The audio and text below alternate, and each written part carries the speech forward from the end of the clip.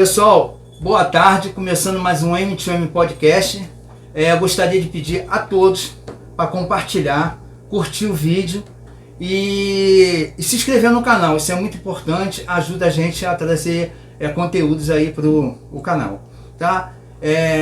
Hoje estamos aqui com a convidada doutora Sarita, que veio aqui esclarecer várias dúvidas. Não é isso, Marcelo? É isso aí. Boa tarde a todos. Então, como o Elmo e o Marcelo falaram, eu me chamo Sarita, sou advogada. Sou advogada há 17 anos, atuo na advocacia. Meu escritório, ele atua em vários ramos, né, da advocacia, como previdenciário, direito civil, enfim, várias áreas. E aí hoje a gente vai bater um papo aqui sobre o que a população tem mais dúvida, né, Elmo? Isso é muito importante. Doutora, apresenta aí o nosso amigo aí. E temos aqui o Dr. Wilson, que trabalha lá com a gente também no escritório, que é um exemplo de vida pra gente, né, que a gente tem que falar aqui, que se formou e passou na OAB com 73 anos. Então, se você acha que tá tarde, pra você não tá tarde. Hoje ele é diretor-presidente da Comissão de Intolerância Religiosa da OAB seccional aqui de São Gonçalo. Olá, galera, boa tarde. É um prazer enorme estar aqui com vocês. Como eu já falei anteriormente aqui, num treininho aqui, num bate-papo aqui, informal, eu sou apaixonado pelo direito. Eu vivo em busca da justiça, porque eu sou revoltado com a injustiça. Então, sabe, eu tive uma infância muito difícil, que não me permitiu estudar.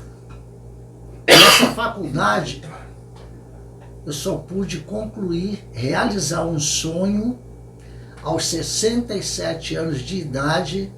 Eu botei o meu pezinho na faculdade para cursar o primeiro período de Direito. Parabéns. Me formei com 72 anos de idade. Com 73 anos de idade, eu consegui a alegria e a realização de pegar minha carteirinha da Ordem dos Advogados. E estou exercendo com muito prazer. Eu exerço a advocacia juntamente aí com a doutora Sarita, lá no escritório Monteiro Lopes Advocacia. E estou aqui para a gente ajudar aí da melhor maneira possível, tirar as dúvidas. Estamos aqui, contem conosco, ok? Show de bola. Obrigado, doutor Wilson. Sarita, conta um pouquinho da tua história, né? Então, a minha história. Eu me formei, né? Fui trabalhar num escritório no Rio como empregada. E aí depois falei assim, vou ter que trabalhar, né? Saí do escritório, falei, o que eu vou fazer agora? Né? Primeiro, quando a gente sai da faculdade, a gente sai, acho que 99% assim, vou fazer concurso público. Mas aí depois eu comecei a advogar. E depois, quando eu tive o meu próprio escritório, né, porque graças a Deus eu sempre tive uma base familiar muito boa, que me proporcionou isso. E eu comecei a me apaixonar pela advocacia, e eu sou apaixonada pela advocacia. Todo mundo sabe, todo mundo fala que não me vê fazendo outra profissão, porque eu gosto do dia a dia da advocacia, eu brigo mesmo, eu luto pelos direitos dos meus clientes, né. Advocar, cada dia um flash. Isso. Porque cada dia um processo, é uma situação, e a gente acaba se envolvendo, né, com a situação do nosso cliente e compra aquela briga pra gente. E graças a Deus a gente tem tido bastante retorno, o nosso escritório tem um índice de êxito muito bom, temos muitas indicações, muitos reconhecimentos. Quando você consegue alcançar o direito do seu cliente, e ele te agradece, eu falo que assim, é o meu ganha-pão, né? Mas a gratidão de estar ajudando, né? De estar resgatando a dignidade do seu cliente, que muitas das vezes, nos casos previdenciários, a gente resgata a dignidade do nosso cliente, porque às vezes ele passa fome. Então isso é muito gratificante. Traz um bem-estar pra gente, né? Que a gente tá... Exatamente, apesar de ser o dinheiro, porque assim, a gente recebe os nossos honorários, né? A gente tem conta pra pagar, tem boleto, né? mas é uma gratidão e eu amo, assim, não me vejo fazendo outra coisa. Mas doutora, por que você escolheu justamente a Previdência? Então, trabalhar com o direito previdenciário, eu falo que as pessoas, elas não... Se você foi lá e requerer um benefício no INSS, 99,9% desses benefícios são indeferidos indevidamente, tá? Sim. Ou quando concedidos, eles são concedidos com valores menores. Eu costumo falar que INSS e DPVAT, você vê propaganda falando assim, você pode dar entrada sozinho, você não precisa de advogado. O DPVAT, você vai lá dar entrada sozinho. Ele vai muitas das vezes, exigir documentos que não existem, né? Como teve um caso no escritório, em que pedia que a gente tinha que comprovar que a pessoa que faleceu não tinha filhos. Não existe como você fazer essa prova negativa. Existe como você fazer positivo, uma certidão de nascimento de um filho. Sim. Agora, você comprovar que aquela pessoa não teve filho, não existe. E aí, das duas umas, ou o cidadão, ele deixa pra lá, e aí o dinheiro vai ficar pro governo, ou ele fica tentando, o prazo expira e ele perde o direito, e novamente o dinheiro vai ficar pra lá.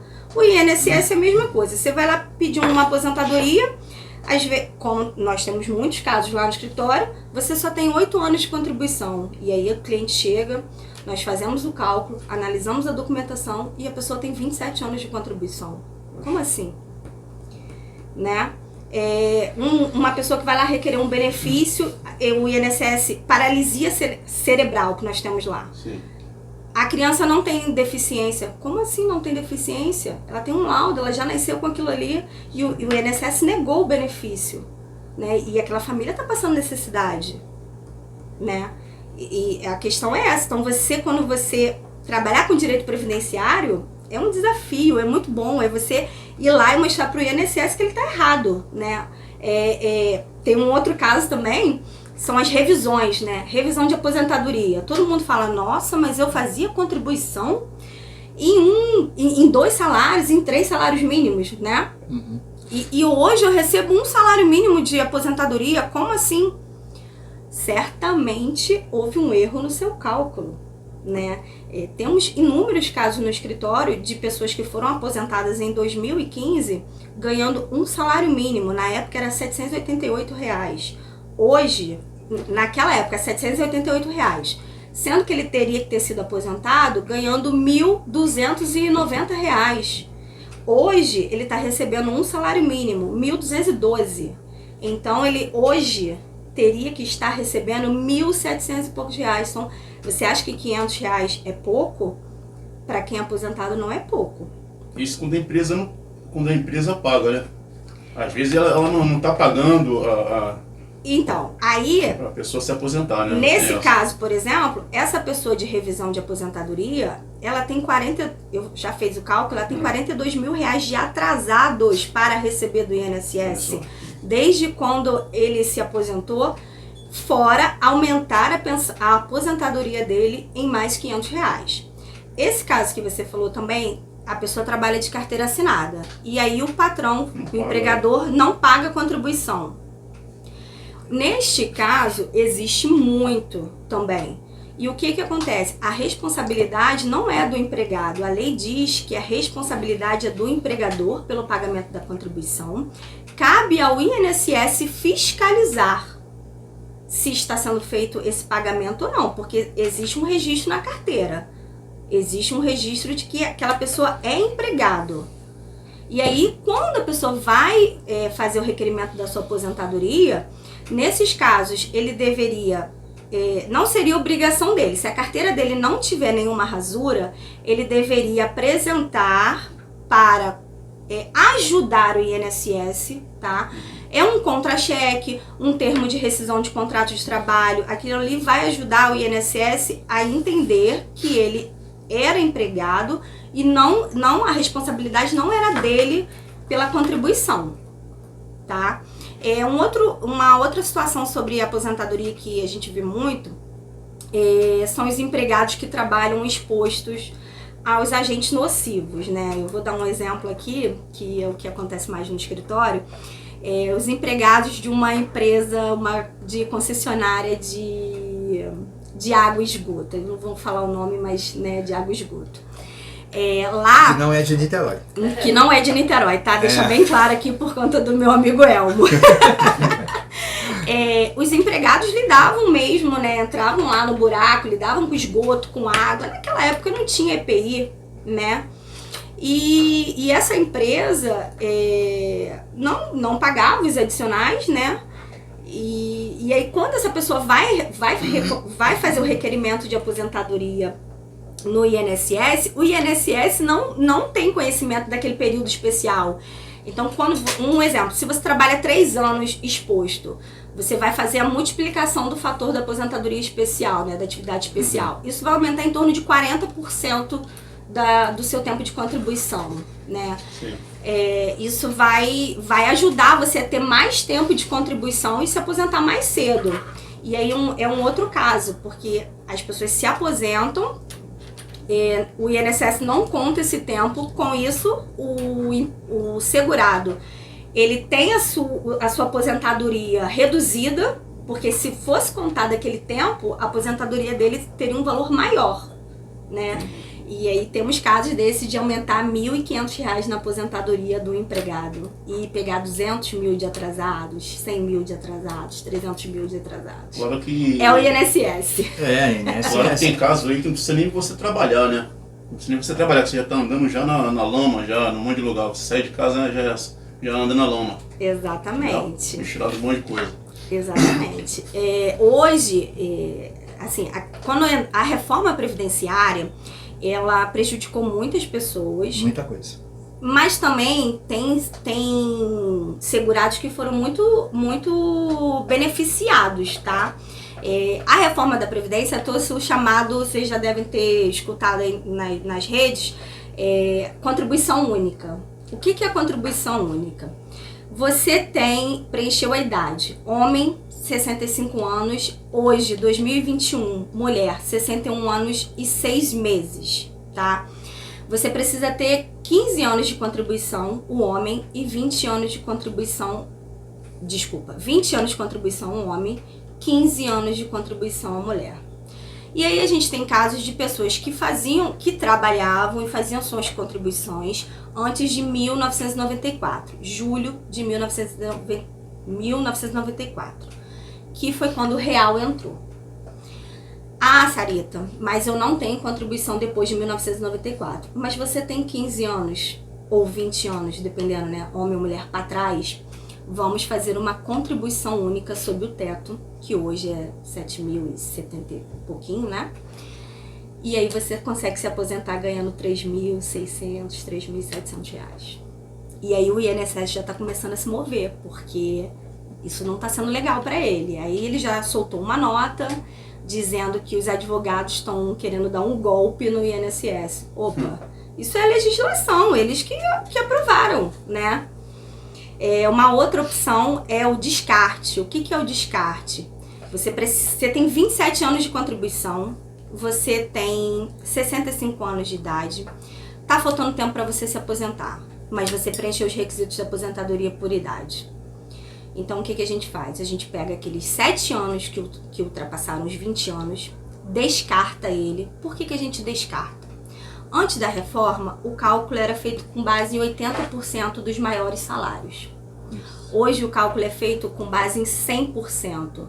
Então ali vai ter contribuição pequena, que vai diminuir a tua aposentadoria. Com essa regra do descarte, você vai lá, pega o que exceder a 20 anos, o homem, descarta. E aí você consegue majorar a sua aposentadoria significativamente. Legal. Mas para isso, sozinho você não consegue. Se você for lá no INSS, ele não vai te dar o melhor benefício, nem a melhor renda. Você só consegue isso através de um advogado especializado na área para fazer o requerimento. E a previdência privada? Se a pessoa puder fazer? Sim. Aí você vai escolher a previdência que for melhor para você. Mas aí, a previdência do INSS, que a gente chama o regime geral, ele é obrigatório. Se você estiver trabalhando, não é uma opção, você escolhe ou não escolhe. Não. Você é obrigatório, é obrigado que você contribua. Se você não trabalhar, você entra da questão do facultativo que a gente estava conversando antes. É quem não trabalha, quem não exerce atividade, porém quer fazer contribuição para contar, para ter o tempo de contribuição, para ter direito aos benefícios do INSS. A previdência privada, ela é separada. Ela é um complemento Exatamente. Exatamente. Aí você escolhe se você vai fazer se você vai pegar um mutante de uma vez, né? Ou se você vai ficar recebendo aquela merrequinha. Complementando a outra do governo. O que eu vejo muito, por conta dos clientes que a gente tem no escritório, é que vale mais a pena você pegar aquele montante todo e investir em alguma coisa, né? Do que você pegar aos poucos, porque o rendimento vai ser muito maior. Melhor. Verdade. Exatamente. Outra dúvida também, doutora. E quando uma empresa fale, que às vezes a pessoa fica enrolada aí para se aposentar. Que a empresa faliu, não sei o que, não pode. Aí enrola. Quando essa empresa fale de uma forma regularizada, né? Existe a massa falida e existe um administrador, né? Esse administrador, ele fica responsável por toda a documentação dessa empresa. Lá no escritório tem casos de pessoas que trabalharam e a gente precisou desses documentos. O que a gente faz? A gente localiza essa massa falida, envia um e-mail, envia uma notificação para que informa, né, manda todos os dados do documento, pedindo cópia daquela documentação, tá? Quando eles não atendem, você tem a opção de entrar com uma ação de obrigação de fazer para que eles vão ser citados, né? A massa falida vai ser citada e forneça essa documentação. Foi até bom você falar nisso, porque no caso de atividades especiais, quando vou te dar um exemplo, você trabalha em construção civil. E aí na época você era serralheiro dessa construção civil. Essa empresa faliu. Como que você vai ter esse período reconhecido, né? Se a empresa não funciona mais? Porque você precisa passar por uma perícia, né? A perícia no local onde você trabalhava, né? E o que a gente faz? A gente faz a perícia similar. Nós vamos até uma empresa similar, de mesmo porte. Óbvio que hoje a gente tem um maquinário muito melhor do que antigamente, né? Mas a gente pede essa perícia similar para que vá ao local dessa empresa que a gente indica e o perito ali vá constatar tudo que um profissional daquela área faz, né? Hoje ele faz assim, assim, assim, assim. E naquela época o maquinário era esse. Uma outra sugestão também, um outro caminho que a gente tem é fazer buscas na internet de processos da época contra essa empresa que outros empregados ingressaram e que teve perícia. Por quê? Porque aí a gente pega aquele laudo pericial e pede para usar ele como prova emprestada. Entendeu? Quem perdeu, doutora, perdi carteira de trabalho, você pode comprovar através de extrato do FGTS. Você não precisa só da carteira de trabalho para comprovar o seu período de trabalho, de contribuição. Você tem o extrato do FGTS, você tem documentos do sindicato, você tem RAIS, você tem uma infinidade de outros documentos que você... Lá no escritório nós temos uma listagem nesses casos, a gente dá para o cliente e se ele não conseguir, ele tem a opção de pedir a nossa ajuda e a gente orienta como conseguir essa documentação também. Porque perder carteira de trabalho é a coisa mais comum. Mas hoje tem aplicativo da carteira de trabalho. Por exemplo, a minha carteira de trabalho não é mais atualizada. Então. Eles atualizam no aplicativo. O aplicativo está atualizado. Mas as muito antigas não. Não. Outra coisa, por exemplo, o INSS, Às vezes chega cliente lá e fala assim, doutora, eu trabalhei em 1975 em tal lugar, mas não está constando aqui no meu CNIS. CNIS é o extrato de todas as suas contribuições e vínculos. E aí o que acontece? Antigamente, no INSS, antes de 1980, era tudo feito em microfichas, né? Tudo no papel. Quando veio o computador, eles migraram aquelas microfichas para o computador. Só que a gente sabe que nem tudo vai. E aí, nesses casos, a gente precisa pedir cópia, fazer um requerimento diretamente no INSS, pedindo cópia dessas microfichas. Aí a gente pega essa cópia dessas microfichas, faz um outro requerimento de atualização de vínculos, para que aqueles vínculos sejam inseridos no seu CNIS, que agora é o atualizado. Porque tem gente que está faltando às vezes 2, 3 anos para se aposentar, de acordo com o CNIS, que é o extrato atualizado. Mas com aquela microficha, ele já atingiria esse tempo. Pô, já atingiu muito tempo. Exatamente, né? Só que o INSS teve esse erro. Mas voltando ao lance da empresa que faliu, o INSS é obrigado a contar como... Se você comprovar que com a sua carteira de trabalho, independente, a gente volta àquela situação. Se você comprovou que você era empregado, você tem lá a sua carteira de trabalho sem rasura, tá? Não pode ter rasura. Tá lá legítima. Entrei tal ano, saí tal ano. O INSS tem que cumprir e aceitar aquilo ali. Porque tem muita gente aí que, quando vai se aposentar, que aí vê que não consegue se aposentar porque a empresa faliu. Exatamente. Aí fica perdido. Aí ele vai pode lá, se aposentar. Aí o INSS fala pra ele que ele não tem o tempo, sendo que ele já teria o tempo porque o INSS não considerou. Tem uma irmã que aconteceu isso com ela, Edilama Monteiro. Ela foi se aposentar, deu com a empresa não pagou, a empresa faliu e ainda não pagou o Exatamente. INSS. E aí ela teria que... o ideal era ingressar com uma ação judicial, né? Que foi o caso dessa cliente que a gente tem lá, né? Caso da proteção indébita do cliente. Ela era a empregada doméstica e aí ela foi lá e o INSS falou para ela que ela só tinha 8 anos de contribuição. Nós ingressamos com a ação e foi reconhecido todos os vínculos da carteira, porque eles não querem aceitar só a carteira. Só que a lei está dizendo, se você precisa de um documento, a carteira está sem rasura, é a carteira que eles têm que aceitar. Isso aí. E aí ela tinha mais do que 20 anos de contribuição. Né? Hoje ela já recebe a aposentadoria dela, já conseguimos implementar, e ainda vai receber uma farpela de atrasados. Mas eles não pagaram também, ou alguma coisa assim, a empresa dela ou não? Não, teve casos que não pagaram e teve casos que ela realmente eles não quiseram aceitar. Isso aí. Entendeu? Por quê? O que acontece? Se você pegar o CNIS, tem lá data de entrada e data fim do vínculo.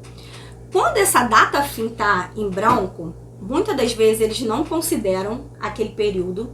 Então você precisa, o que eu oriento aos clientes, antes de fazer o requerimento da sua aposentadoria, peça o seu CNIS, procure algum advogado especializado, porque ele vai te mostrar tudo que vai ser pendência, que pode te gerar problemas na hora que você for antes de fazer o processo. Fazer o seu requerimento, né? Tem datas que estão sem saída, tem os indicadores, pode ser período extemporâneo. O que é período extemporâneo? Você é um empregado, mas o seu empregador pagou fora da data.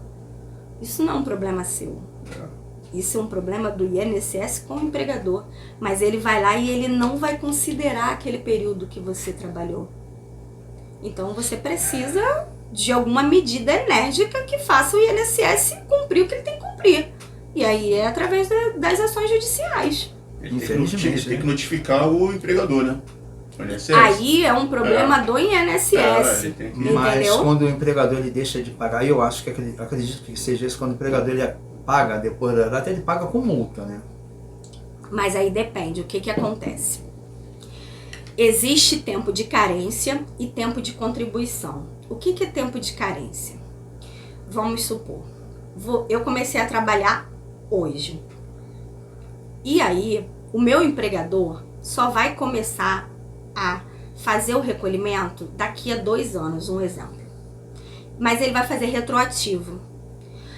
A primeira contribuição, se ela foi fora da data, que no caso, ela sempre vence no mês seguinte, Sim. né? Isso. Se ela foi fora daquela data, ele pode pagar 5 anos e aquele período não teria contado como tempo de carência. Porque você tem que ter tempo de carência, que são as 180 contribuições, e tempo de contribuição. O que é tempo de contribuição? É o que excedeu o tempo de carência, né? Eu falo assim porque é mais simples para as pessoas entenderem, tá? E aí, se você, no caso do empregado, quando ele faz isso, do empregador quando faz isso, o empregado não pode ser prejudicado. Mas vamos lá, eu, Sarita, advogada, vou fazer a minha contribuição como contribuinte individual. Eu comecei a advogar, suponhamos, no ano de 2000. E aí eu decidi que em 2005 eu ia contribuir para o INSS e ia pagar a partir de 2000, ia pagar aqueles atrasados. Aquilo ali não vai contar para mim como tempo de carência. Por quê? Porque contribuinte individual, a responsabilidade é minha de fazer o pagamento. Quando você é empregado, a responsabilidade não é sua. Então você acaba sendo eximido dessas coisas. Quando você é o contribuinte individual, quando você é o chamado autônomo, a responsabilidade é minha. E aí aqueles 5 anos para trás, ele só vai me valer para tempo de contribuição, que pode ser que eu possa usar lá na frente, no descarte, naquele caso entendi, do descarte. Mas eu vou ter que ter 180 contribuições de tempo de carência na aposentadoria por idade. Conseguiu entender? Essa é a questão. E seu Wilson, qual a especialidade do senhor lá no... É mesmo da doutora Sarita? A gente trabalha paralelo, né? Cada um faz um pouquinho de uma coisa, né? E a gente vai tocando previdenciária junto, processo civil. Eu digo que o Wilson é minha parte operacional. Ele é a parte operacional externa, né, do escritório. E a parte intelectual, aí a parte das petições fica comigo. A nossa parceria Bota lá só é pra essa. caminhar, correr atrás, né, André? Olha. E graças a Deus. Tipo assim, ele é o carregador de piano, né? Mas eu carrego o piano. Eu até agradeço, sabe? Porque enquanto eu sou operacional, eu tenho que caminhar. Eu faço uma caminhada todo dia, né? Em busca das causas. E não passa pelas minhas chatices, né? Porque eu Pois sou bem é, exigente. Né? Mas é muito gostoso trabalhar dessa forma, entendeu? Porque ainda que não tenham perguntado para mim e para a doutora Sarita, mas eu queria deixar algo aqui bastante claro, é que a relação cliente-advogado é uma relação de confiança. Sim. É uma relação de confiança. E, se me permite, a doutora Sarita, eu vou expor aqui 2 situações que nós temos lá no escritório. Nós vivenciamos uma situação, distribuímos uma ação onde a autora mora no Pará, Belém do Pará. Nunca tinha visto a nossa face. Ok? Mas como, doutores, essa cliente descobriu vocês? Através de indicação, através de um bom serviço prestado e através do boca a boca, essa família lá no Pará, em Belém do Pará, nos confiou uma ação. E eu vou te dizer para vocês, essa família foi contemplada com uma ação indenizatória no valor de R$375 mil. E foi maravilhoso trabalhar dessa forma. E hoje a gente continua sendo contemplado também com clientes que nunca viu nossa face. Temos uma outra ação desta feita lá de uma família lá do interior de Fortaleza, no Ceará. Agricultores lá do Ceará também nos conheceu através de indicação de serviços prestados. porque alguém falou, olha, esse escritório trabalha com transparência. E a gente ficou muito feliz com isso e queremos dar continuidade Essa nessa ação do transparência. Pará foi um valor super alto, né? E o mais engraçado que é assim, surgiu uma proposta de acordo no valor tal, a senhora aceita? Sim. Tá bom, vai ser depositado tal dia, foi depositado tal dia, nós mandamos o comprovante do valor que caiu na nossa conta, qual a sua conta, fizemos a transferência para elas e mandamos o comprovante e assim, sem ver se eu sou vermelha, azul, amarela. Pô, bacana isso. Isso é muito gratificante. Muito bacana mesmo. Entendeu? Nós nos conhecemos hoje. Estava se falando pelo Face, entendeu? Aí ela passou o contato dela, a gente foi isso já era ter acontecido lá atrás. Mas você Mas ficou... eu fiquei com Covid, aí vamos. Agora, graças a Deus, eu acho, né, que está caindo um pouquinho agora do Covid. Ô, doutora, outra dúvida aí que eu acho que muitos têm, né, sobre isso. Por exemplo, a pessoa do lar, por exemplo, quer pagar uma previdência. Ela pode. Mas tem uma quantia certa para pagar? O ideal para ela, no caso do lar, seria ela pagar sobre 11% do salário mínimo, né? Porque é uma contribuição, dependendo da idade dela, é uma contribuição que não vai ser tão caro, né? Porque se você parar para pensar, uma dona do lar, ela fazer uma contribuição de 20%, quando você faz aquela contribuição sobre 11%, vamos até deixar isso bem claro aqui, tá, gente?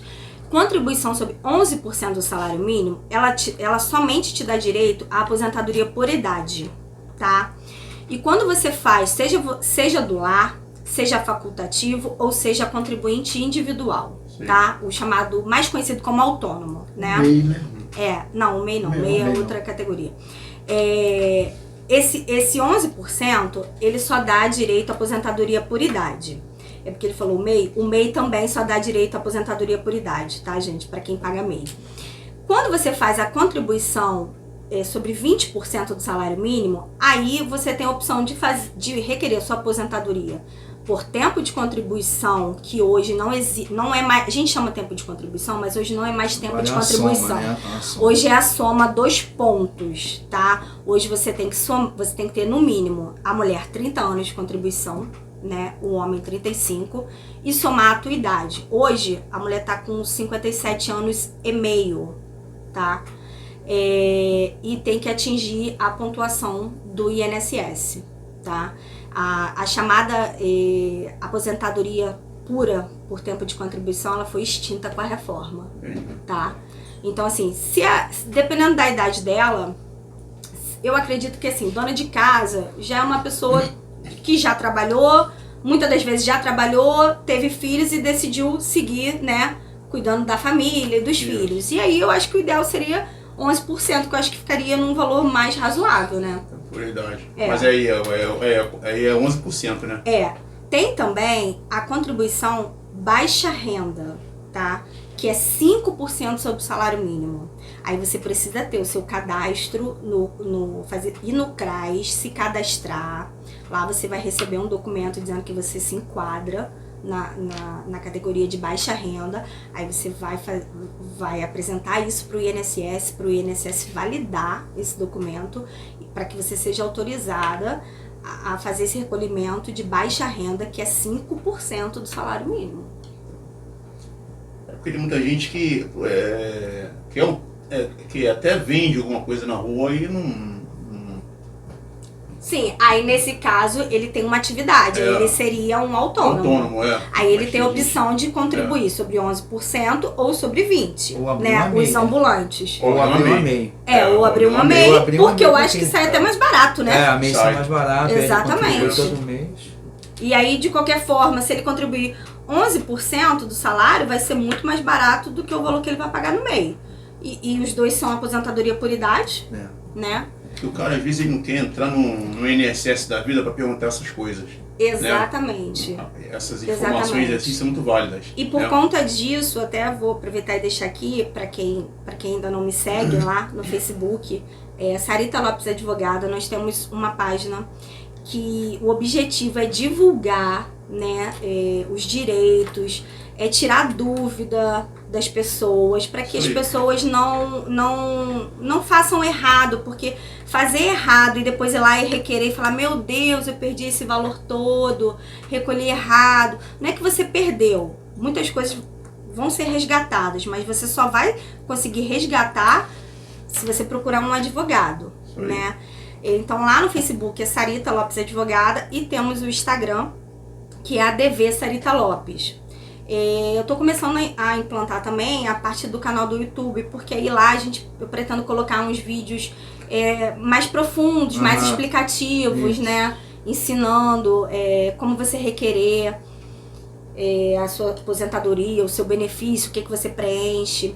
Eu acho até válido também a gente falar um pouquinho rapidinho sobre o LOAS, né, que a gente estava conversando, chamado Benefício de Prestação Continuada, mais conhecido como LOAS, né.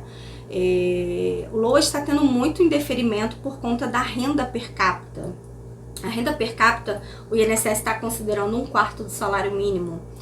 O que é essa renda per capita? Se moram 4 pessoas naquela casa e recebe um valor de salário, vai pegar, vamos botar 3 pessoas para ficar mais fácil, né? Pega lá um salário mínimo, 1.212, divide por 3, são 3 pessoas morando na residência. Ele vai dar, essa renda per capita vai dar acima de 1/4 do salário mínimo. Aí você vai lá requerer o seu LOAS por idoso, né? Se você tiver 65 anos de idade, ou por deficiência. Lembrando que a deficiência é deficiência mental, é deficiência física e é deficiência intelectual. Intelectual, a gente está falando de pessoas analfabetas, né? Tem um pessoal de autista que acaba indo para intelectual, porque é um autismo de grau leve, que não interfere tanto, né? E aí essas pessoas, elas vão lá requerer e tem esse benefício negado, tá? Esse benefício, ele é negado porque você não preencheu a renda, que você não alcançou a renda per capita que eles queriam. Mas não, a justiça já determinou, já é pacífico de que é meio salário mínimo por pessoa. Já tendo decisões de pessoas que recebem R$3.600, que é um valor significante, né? E conseguiu LOAS. Por quê? Porque ele tem uma pessoa deficiente em casa, que ele tem um gasto com medicamento, ele tem um gasto com alimentação especial, ele tem um gasto com fralda, tudo que aquela pessoa que tem aquela deficiência precisa vai ultrapassar o valor. Então, ou seja, ele pode receber R$3.600 e morar 3 pessoas. Meu Deus, vai dar R$1.000 de renda per capita, R$1.200 de renda per capita por pessoa. Mas Sarita é muito além de 1/4. Mas só que desses R$3.600, muitas vezes ele termina o mês no negativo. Gasta 3.000 com... Entendeu? Porque é consulta, é exame, porque dependendo do que for, não dá pra você ficar esperando o SUS. Não dá, né? E aí tem fralda, medicamento, alimentação especial. E aí ele tá no negativo. E aí já tem decisão judicial nesse sentido. De que concede benefício para isso. Doutora Sarita, vamos falar um pouquinho de uso capião, né? Vamos sim. O uso capião também é um assunto que o pessoal tem muita dúvida, muita coisa, né? Muita coisa. E o uso capião, ele não serve só para poder legalizar aquele imóvel que a pessoa tomou posse, né? Achou um imóvel ali, entrou e tomou posse. Ele serve também para regularizar aquele imóvel que você comprou legalmente, mas que ele veio naqueles contratos de gaveta e você já não sabe mais onde está o primeiro vendedor, né? Ou seja, quem tá ali no RGI, né? No Registro Geral de Imóveis, lá na escritura. Então, vou te dar um exemplo. Você comprou um imóvel legalmente, né? Legalmente que eu digo, não é através de escritura. Você comprou um imóvel, aqueles contratos particulares. O de posse, né? Que o pessoal compra posse. Às vezes nem é posse, né? Vamos supor, vou te dar um exemplo. Alguém tinha um imóvel, vendeu para uma pessoa e essa pessoa não fez a escritura de compra e venda, porque na época não tinha dinheiro, enfim. E aí essa pessoa foi vendendo. Então assim, não é um imóvel de posse, é um imóvel que realmente foi vendido legalmente. Aqueles contratos chamados contratos de gaveta, tá? Você pode legalizar o seu imóvel através disso, do uso capião, tá? Tem a forma de legalizar também, no caso dos imóveis, que aí são imóveis de posse mesmo. Ah, tô vendo um imóvel ali, ele tá abandonado, já tá há tantos anos abandonado, sou eu que tô limpando, sou eu que tô cuidando, e aí o senhor decide lá tomar posse do imóvel, né? Sem oposição nenhuma. É o chamado imóvel posseiro. O uso capião vai regularizar isso. Tem o uso capião também de bem móvel. Sabe aquele carro que você comprou, que a documentação tá toda doida e você não sabe nem quem é mais vendedor? Tem uso capião de carro. Eu não sabia. Ó, tá vendo? Tem uso capião de carro, os chamados de bem móveis, né?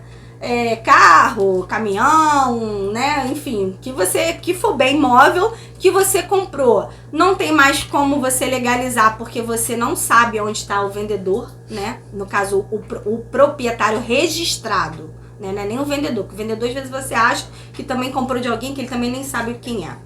Você pode fazer a legalização do bem. Mas quanto tempo? Em quanto tempo? Do bem móvel, 5 anos. 5 anos. Você tem que ter 5 anos. Ficar com Exatamente. Boa fé, comprovar, né, através de, a gente chama de justo título, que é aquele contratozinho de compra. Compra e venda, né? Exatamente. Tem isso.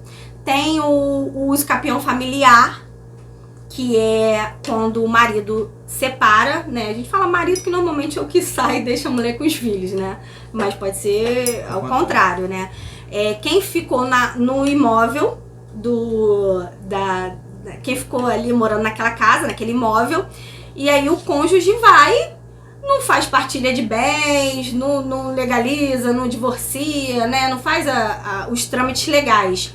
Ficou 2 anos no imóvel sem oposição, você entra com o uso capião familiar, e aí aquela pessoa já não vai mais poder ter direito de reclamar.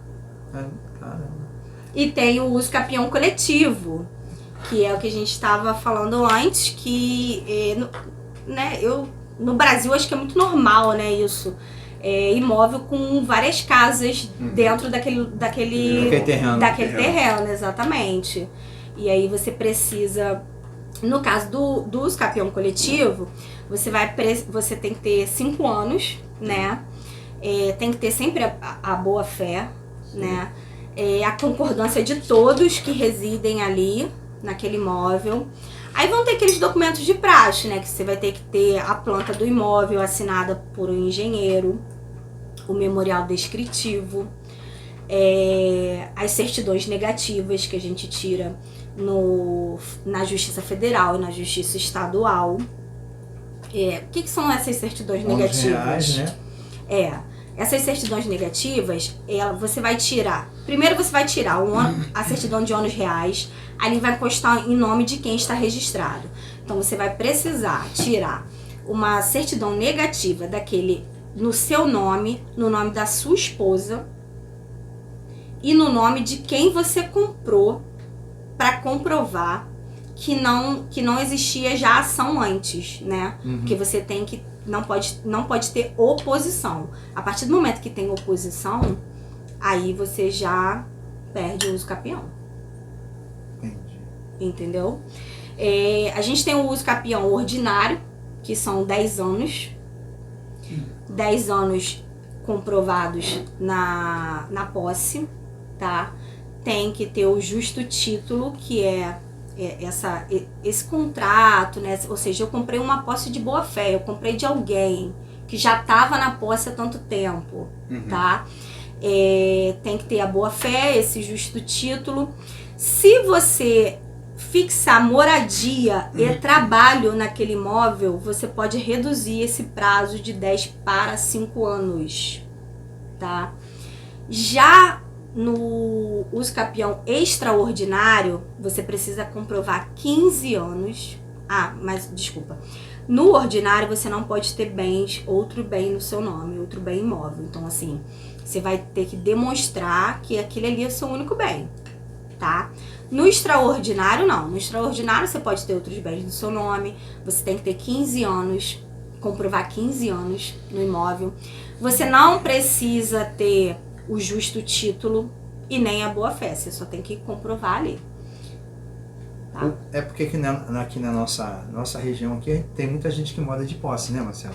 Muita gente mesmo. Engenho do Mato também, a maioria é posse ali, Aí sabia? a pessoa vai lá, Sim. procura teu escritório e fala, doutora Sarita, eu quero legalizar lá a minha posse, eu quero pagar IPTU, olha, eu moro lá, aquilo foi do meu avô, que passou pro meu pai, que passou para mim, eu quero legalizar. O que a pessoa tem que fazer? Então, se for um imóvel que na verdade não é posse, se o primeiro que adquiriu já adquiriu como posse, ok. Agora, se por exemplo, se o seu bisavô tem um imóvel registrado no nome dele, ele morreu, ficou pro seu avô, ficou pro seu pai, ficou para você.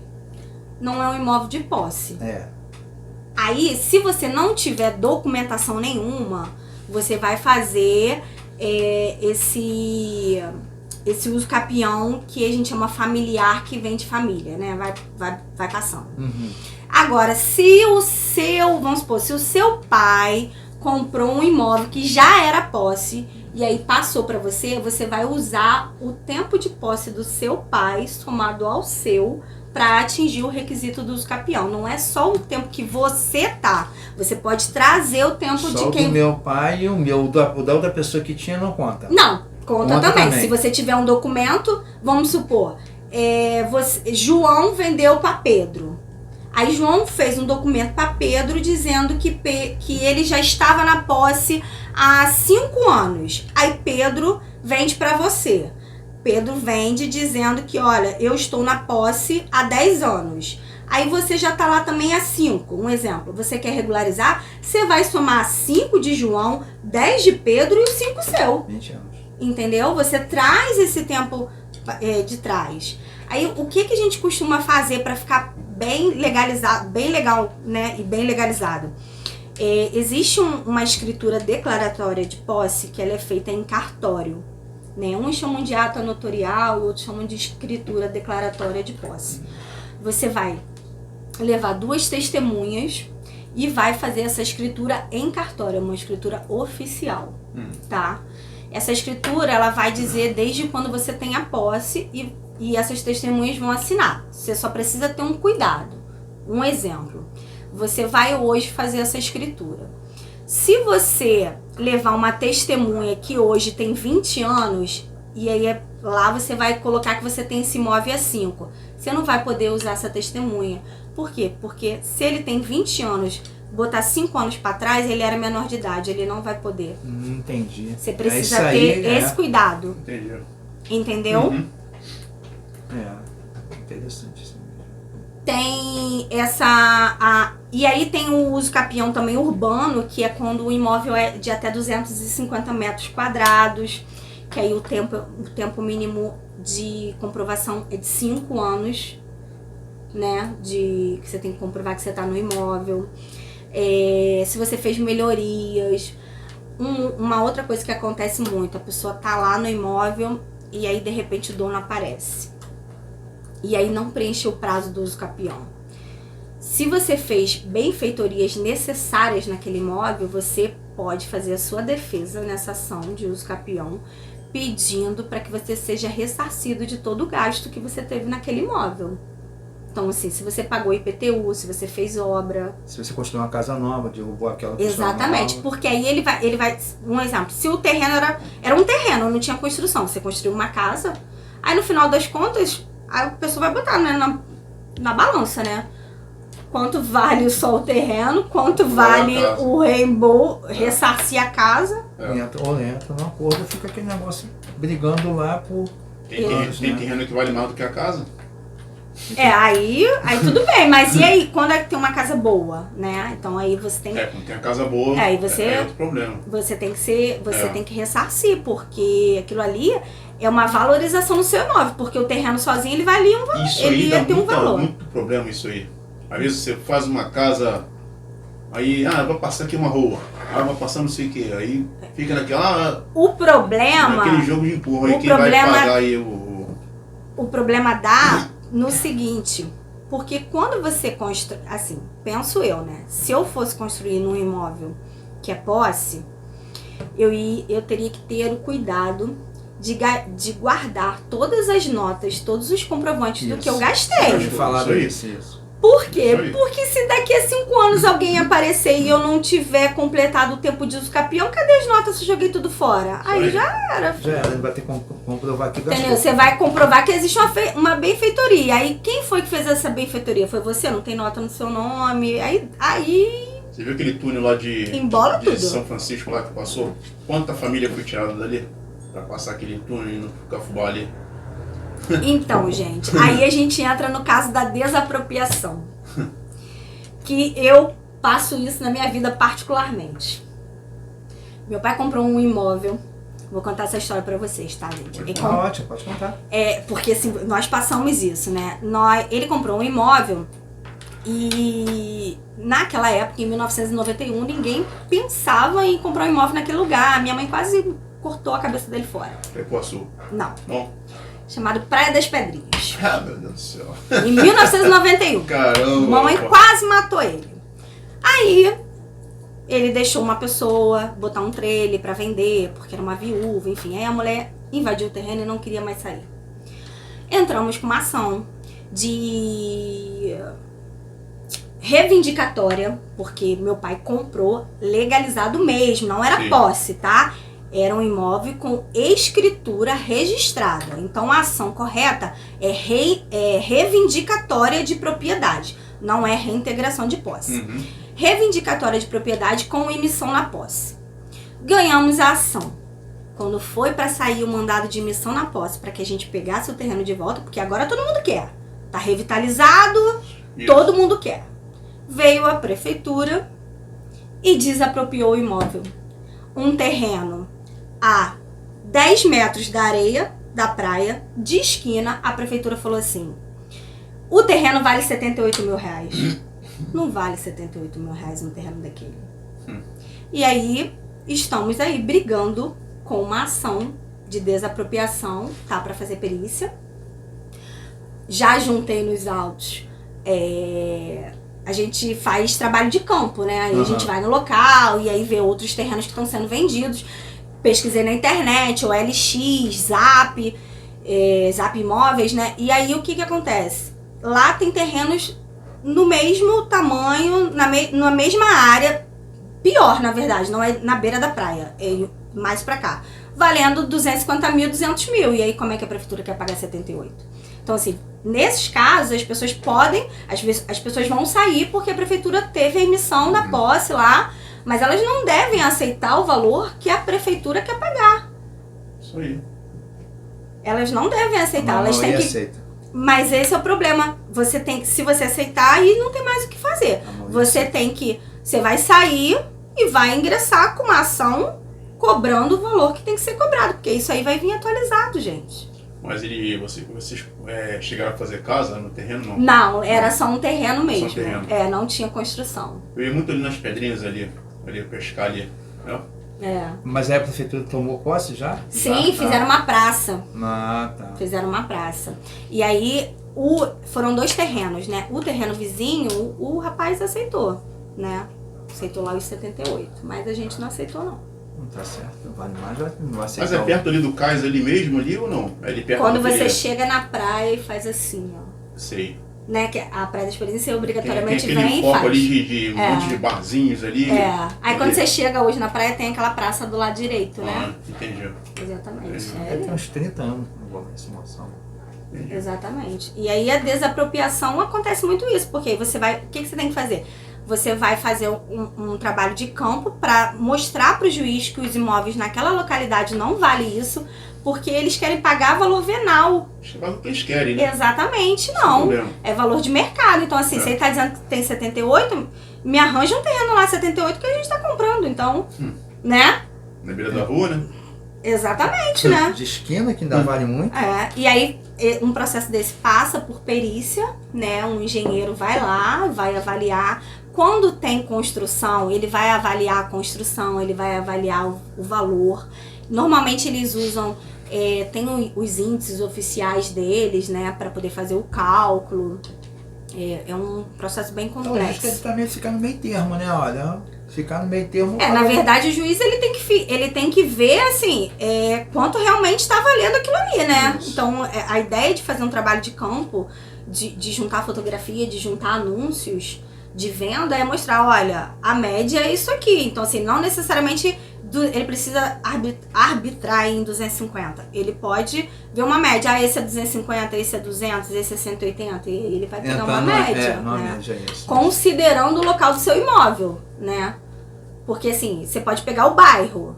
Aí um imóvel num bairro, numa rua, né? Uma rua escondida é uma coisa. Agora, um imóvel de frente para uma área comercial, ele é outra, De né? esquina. Exatamente. De esquina. E ela ainda tá lá ainda, contra ele ainda.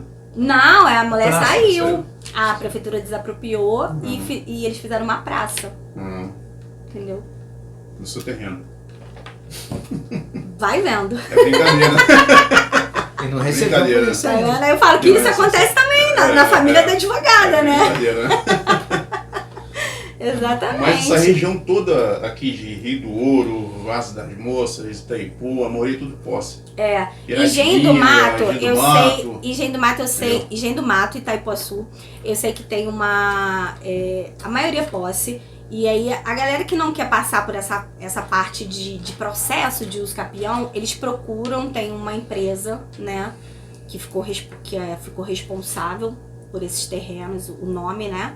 E aí você vai lá e paga um valor e aí eles fazem a escritura de venda pra você. Entendeu? Tipo assim, eles já sabem que eles perderam o terreno. Mas só pra você não ter de passar por todo o custo, todo o gasto de um processo de uso capião, né? E às vezes você precisa legalizar aquele imóvel rápido, você procura essas empresas que são as responsáveis. E aí é uma forma deles ganharem dinheiro, né? Olha, eu faço a escritura de venda pra você, mas você vai me pagar X. Não Entendeu? é barato, não.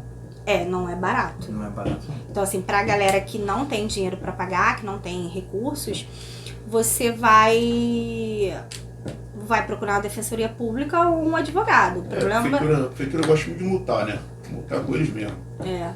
O problema da defensoria é que, assim, é muita gente, e aí você tem que chegar lá de manhã, e aí não é atendido, enfim, né? Eu sei que Hoje é a isso. advocacia já te facilita, porque hoje a gente já trabalha com cartão de crédito, já faz parcelamento, Tem Pix. exatamente, entendeu?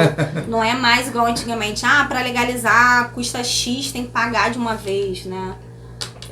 Tem a facilidade, porque antigamente não tinha facilidade. né? Exatamente. Lá no escritório, inclusive, a gente já tem parceria de engenheiro, né, Wilson, que faz essa parte de